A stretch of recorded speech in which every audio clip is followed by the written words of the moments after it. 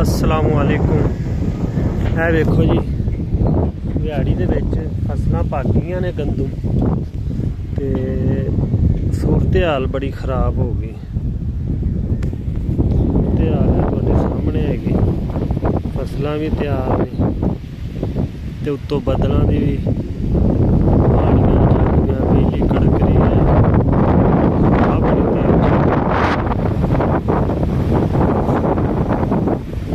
रहम फरमा। किसान बेचारा बड़ा परेशान है इस सूरत हाल तो।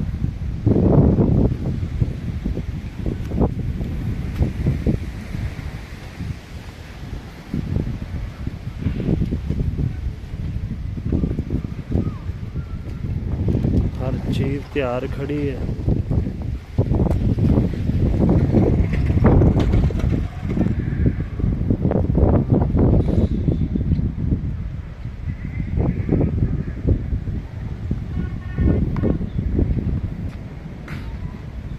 लहरां चेक करो बदल दियां।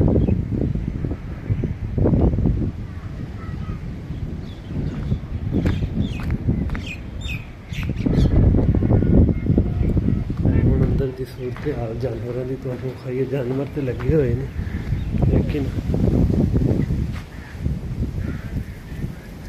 यार साहब सूरत हाल वावा ही खराब है बदलां दी।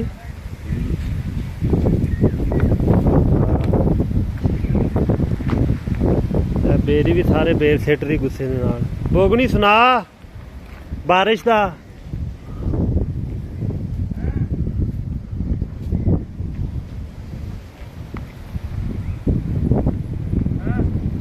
सुना बारिश आ गई